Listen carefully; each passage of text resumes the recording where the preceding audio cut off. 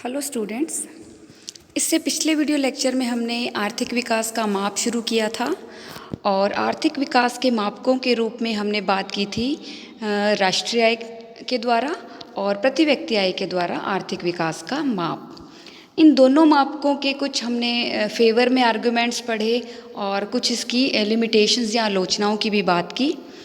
तो क्योंकि इन दोनों मापकों की कुछ आलोचनाएं सामने आई, क्योंकि जो नीति निर्माता और जो बुद्धिजीवी थे उनका ये मानना था कि जो इनकम पर आधारित जो आर्थिक विकास के माप हैं वो आर्थिक विकास का सही सूचक नहीं है। इससे आर्थिक विकास का सही तरीके से पता नहीं चलता, आर्थिक कल्याण का पता नहीं चलता। इसलिए उन्होंने इन दोनों सूचकों के विकल्प के रूप में कुछ सामूहिक सूचकांक बनाने पे जोर दिया और इसी का ही एक परिणाम है कि दो तरह के जो सूचक बनाए जाते हैं मेनली। एक तो है क्वालिटी ऑफ लाइफ इंडेक्स और दूसरा है मानव विकास सूचकांक, या उसको बोलते हैं ह्यूमन डेवलपमेंट इंडेक्स। इस वीडियो लेक्चर में हम बात करेंगे physical quality of life index की, कि अर्थशास्त्रियों का ये मानना है कि आर्थिक विकास का मुख्य उद्देश्य लोगों की क्वालिटी ऑफ लाइफ या जीवन की गुणवत्ता में वृद्धि करना है। और जो जीवन की गुणवत्ता है वो सिर्फ वास्तविक प्रति व्यक्ति आय पर ही निर्भर नहीं करती, बल्कि बहुत सारे कारक जैसे कि समानता है, शिक्षा है, स्वास्थ्य है, दीर्घायु है, स्वस्थ जो वातावरण है, स्वच्छ वातावरण और आय और धन के वितरण में समानता, तो इस तरह से बहुत सारे कारकों पर निर्भर करती है। चूँकि आर्थिक विकास का कोई एक मापक नहीं है, इसलिए इसका सही तरीके से अनुमान लगाने के लिए जीवन की जो गुणवत्ता है उसको प्रभावित करने वाले कारकों का एक सूचकांक तैयार कर लिया जाता है। इसे ही जीवन की का भौतिक गुणवत्ता सूचकांक कहा जाता है, या जिसे हम PQLI बोल देते हैं। तो 20वीं शताब्दी के अंत में मॉरिस ने ये जीवन का भौतिक गुणवत्ता सूचकांक की धारणा का प्रतिपादन किया था, जिसमें उन्होंने आर्थिक विकास को मापने के लिए 3 तरीके के इंडिकेटर्स पर बल दिया, या तीन तरह के इंडिकेटर या सूचकों की बात की। जिसमें सबसे पहला है, आप देख पा रहे हैं, लाइफ एक्सपेक्टेंसी, जीवन प्रत्याशा। दूसरा है इन्फेंट मोर्टेलिटी, शिशु मृत्यु दर। और तीसरा है लिटरेसी या साक्षरता। तो तीनों के मीनिंग हम 1 बाय 1 ले लेते हैं। तो सबसे पहला सूचक या वेरिएबल जो लिया जाता है इस सूचकांक को बनाने में, वो है जीवन प्रत्याशा या लाइफ एक्सपेक्टेंसी। जीवन प्रत्याशा का मतलब होता है कि नवजात शिशु के वर्षों की संख्या में जीवित रहने से है, या हम कहें सिंपल लैंग्वेज में कि लोगों की जीवन अवधि, कि एक व्यक्ति जन्म लेने के बाद कितने साल तक, कितने वर्षों तक जीवित रहता है। इसे वर्षों में मापा जाता है लाइफ एक्सपेक्टेंसी को। तो जितनी देश में लाइफ एक्सपेक्टेंसी या जीवन प्रत्याशा ज़्यादा होगी, वो उतना ही उस देश का विकास ज़्यादा होगा। तो एक ये है पहला सूचक या पहली मद या पहली आइटम जिसको बोल देते हैं हम, जो PQLI में ली जाती है। दूसरा है इन्फेंट मोर्टेलिटी, शिशु मृत्यु दर। शिशु मृत्यु दर का मतलब है कि जन्म से लेकर 1 वर्ष के बीच मृत्यु से, कि या हम कहें 1 वर्ष में 1000 बच्चों के पीछे कितने बच्चों की मृत्यु हो जाती है। इसे प्रति हजार में मापा जाता है। तो नेक्स्ट तीसरे इंडिकेटर की हम बात करेंगे, वो है लिटरेसी या साक्षरता। साक्षरता का मतलब क्या है? साक्षरता होती है पढ़ने या लिखने की योग्यता से। तो इसे हम प्रति 100 व्यक्तियों के पीछे मापा जाता है कि प्रति 100 लोगों के पीछे कितने लोग साक्षर या पढ़े लिखे हैं। साक्षरता का लेवल जितना ज़्यादा होगा उतना ही ये एक पॉजिटिव इंडिकेटर है, उतना ही आर्थिक विकास ज़्यादा माना जाएगा। तो इसमें 2 इंडिकेटर पॉजिटिव हैं और 1 इंडिकेटर नेगेटिव है। जो लाइफ एक्सपेक्टेंसी और लिटरेसी, ये दोनों पॉजिटिव इंडिकेटर हैं, और जो इन्फेंट मोर्टेलिटी है वो नेगेटिव इंडिकेटर है। नेगेटिव इंडिकेटर का मतलब इसका मृत्यु दर का कम होना, जितनी कम होगी उतनी ही अच्छी है। और पॉजिटिव इंडिकेटर का मतलब है कि जितने ये ज़्यादा होंगे उतना ही विकास के लिए अच्छी बात है। नेक्स्ट हम PQLI की कंस्ट्रक्शन की बात करेंगे कि जीवन का भौतिक गुणवत्ता जो सूचकांक है वो कैसे कंस्ट्रक्ट किया जाता है या कैसे तैयार किया जाता है। जैसे कि अभी हमने 3 पीछे मदों की बात की, लाइफ एक्सपेक्टेंसी, इन्फेंट मोर्टेलिटी और बेसिक लिटरेसी। इन तीनों आइटम्स या तीनों मदों के बेस पे ही 3 तरह के इंडिकेटर्स का निर्माण किया जाता है। इसमें पहला है लाइफ एक्सपेक्टेंसी इंडिकेटर, जीवन प्रत्याशा सूचकांक। दूसरा है इन्फेंट मोर्टेलिटी इंडिकेटर, शिशु मृत्यु दर सूचकांक और तीसरा है साक्षरता का सूचकांक। तो क्योंकि तीनों इंडिकेटर की जो माप हैं वो अलग अलग हैं कि जो जीवन की प्रत्याशा है वो वर्षों में मापी जाती है, शिशु मृत्यु दर प्रति हज़ार में, और जो मौलिक साक्षरता है उसको हम प्रतिशत में मापते हैं।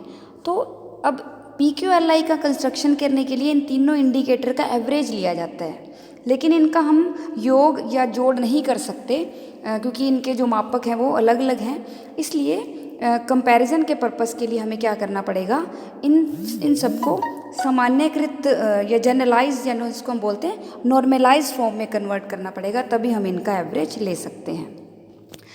नेक्स्ट हम इनके नॉर्मलाइजेशन के फॉर्मूलाज लेने से पहले इसमें, जैसे मैंने अभी पीछे बात की कि इनमें कुछ इंडिकेटर पॉजिटिव हैं और कुछ इंडिकेटर नेगेटिव हैं, तो उसकी हम थोड़ी बात कर लेते हैं कि in case of positive indicator की जो अगर सकारात्मक सूचकांक है, मतलब पॉजिटिव इंडिकेटर में जो जितनी वैल्यू ज़्यादा होगी उसको बेस्ट माना जाएगा, मतलब best is shown by maximum and worst by the minimum.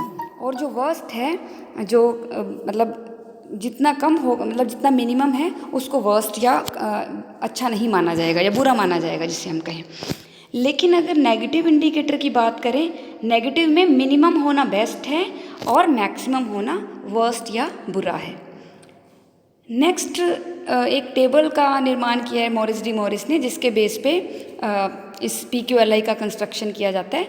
तो जिसमें आप देख पा रहे हैं फर्स्ट जो इंडिकेटर, फर्स्ट कॉलम में इंडिकेटर हैं तीनों, जिसको मैंने स्मॉल इसमें शॉर्ट फॉर्म में लिख दिया है। BLI मतलब बेसिक लिटरेसी इंडिकेटर है, IMR मतलब इन्फेंट मोर्टेलिटी इंडिकेटर, और लाइफ एक्सपेक्टेंसी मतलब जीवन प्रत्याशा। तो बेसिक लिटरेसी इंडिकेटर में इसके आप सामने आगे मैक्सिमम और मिनिमम वैल्यूज़ का कॉलम बना हुआ है, और नेक्स्ट है रेंज का कॉलम। मैक्सिमम वैल्यू देखो साक्षरता की या तो 0 और 100 के बीच होगी। ये साक्षरता का लेवल या तो 0 मिनिमम होना और मैक्सिमम होना मतलब 100% लिटरेसी की बात। तो इन दोनों का माइनस ले लिया जाता है तो वो रेंज आ जाती है। मैक्सिमम में से मिनिमम की वैल्यू निकाल दें तो ये रेंज निकल आएगी। उसके बाद इसी तरह से ये मतलब इनकी जो अलग अलग अज्यूम्ड वैल्यू हैं इन्फेंट मोर्टेलिटी की और लाइफ एक्सपेक्टेंसी की, कि जैसे 77 हाईएस्ट एज हो गई कि 77 साल तक जीवित रहते हैं, एक अंदाज़ा लिया गया इसमें, और मिनिमम वैल्यू 38 है जैसे, तो इन दोनों का डिफरेंस ले लेंगे वो रेंज आ जाएगी। इसी तरह से इन्फेंट मोर्टेलिटी में मैक्सिमम वैल्यू 229 है टेबल में और मिनिमम वैल्यू 9 है। इसको हम यूज़ करेंगे PQLI की कंस्ट्रक्शन में, तो रेंज इन दोनों के डिफरेंस से निकल आएगी। अब निकालना हमें अपने जो देश के डाटा के अकॉर्डिंग है, लेकिन फॉर्मूलाज हम इसके अकॉर्डिंग ये वैल्यूज़ भी मैक्सिमम और मिनिमम वैल्यू यूज़ करेंगे। एक्चुअल वैल्यू जो हमारे देश में पाई जाएगी वो एक्चुअल वैल्यू होगी।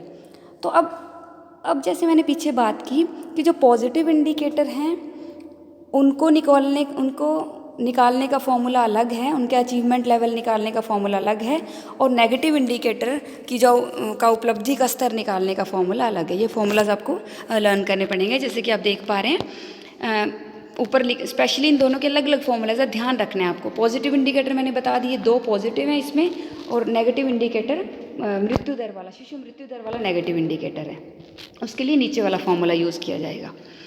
तो पॉजिटिव इंडिकेटर निकालने के लिए फॉर्मूला है एक्चुअल वैल्यू में से मिनिमम वैल्यू माइनस करना, और नीचे रेंज लेनी है आपको कि मैक्सिमम वैल्यू में से मिनिमम वैल्यू, वो रेंज हो गई नीचे। दोनों ही फॉर्मूला में डिनोमिनेटर में रेंज ही आनी है, मैक्सिमम में से मिनिमम वैल्यू। लेकिन अगर नेगेटिव इंडिकेटर का आपने अचीवमेंट लेवल निकालना है तो उसमें आप लेंगे ऊपर मैक्सिमम वैल्यू में से एक्चुअल वैल्यू माइनस करना। अब तीनों इंडिकेटर की वैल्यूज़ निकालने के बाद हमने इसको फॉर्मूला में पुट कर देना है। जैसे कि आप देख पा रहे हैं फॉर्मूला टू ऑब्टेन PQLI। तो PQLI इन तीनों इंडिकेटर के एवरेज या औसत से निकलेगा, जनरल सामान्य औसत से। तो जैसे कि आप देख पा रहे हैं LEI ये है लाइफ एक्सपेक्टेंसी इंडिकेटर, IMI ये है इन्फेंट मोर्टेलिटी इंडिकेटर, और उसके बाद है बेसिक लिटरेसी इंडिकेटर। तो तीनों की जो वैल्यू आएगी उन तीनों वैल्यूज़ को यहाँ पुट कर देना है और बटा अपॉन में 3 कर लेना है, तो ये आ जाएगी PQLI। जीवन का भौतिक गुणवत्ता सूचकांक निकल जाएगा किसी भी कंट्री का, किसी भी देश का।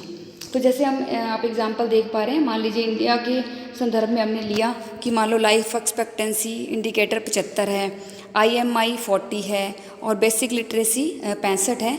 तो PQLI की वैल्यू क्या आएगी, हम तीनों वैल्यूज़ को जोड़ लेंगे, 75 + 40 + 65 और इसको डिवाइड कर देंगे 3 से, तो ये आ जाएगी 60। तो इस तरह से परफॉर्मेंस का जो इंडिकेटर है उसकी जो रेटिंग होगी वो 1 और 100 के बीच है। 1 वर्स्ट लेवल ऑफ प्रेजेंटेशन या परफॉर्मेंस को शो करता है और 100 बेस्ट परफॉर्मेंस को शो करेगा। तो इस तरह से हमने देखा कि PQLI क्या है और उसकी कंस्ट्रक्शन किस तरह से होती है। तो जीवन के भौतिक गुणवत्ता सूचकांक के अब हम इवैल्यूएशन या मूल्यांकन की बात करें तो इसमें कुछ इसकी गुण भी हैं कि ये इसको कंस्ट्रक्ट करना या इसका निर्माण करना बहुत आसान है। It is easy to construct, it concentrates on results rather than determinants. ये निर्धारकों की तुलना में जो रिजल्ट्स पर या परिणामों पर ध्यान केंद्रित करता है। और तीसरा है कि इसमें जो क्वालिटी ऑफ लाइफ से रिलेटेड जो जनरल इंडिकेटर होते हैं, जो सामान्य सूचक होते हैं, उनको लिया गया है और उसके बेस पे ही जो PQLI का कंस्ट्रक्शन किया गया है। लेकिन फिर भी इस जो माप में कुछ कमियां हैं, उन कमियों को भी हम डिस्कस कर लेते हैं। सबसे पहली कमी है, फर्स्ट है इक्वल वेट, समान भार, कि इसमें 3 सूचक लिए गए हैं और तीनों सूचकों को हमने इक्वल वेट दिया है, मतलब तीनों को इक्वली इम्पॉर्टेंट माना है। तो समान भार के जो कॉन्सेप्ट को ज़रा हम समझना काफ़ी कठिन है और इक्वल इम्पॉर्टेंट नहीं होते तीनों इंडिकेटर। तो इसमें सिंपल एवरेज की बात की गई है, वेटेड एवरेज नहीं लिया गया है।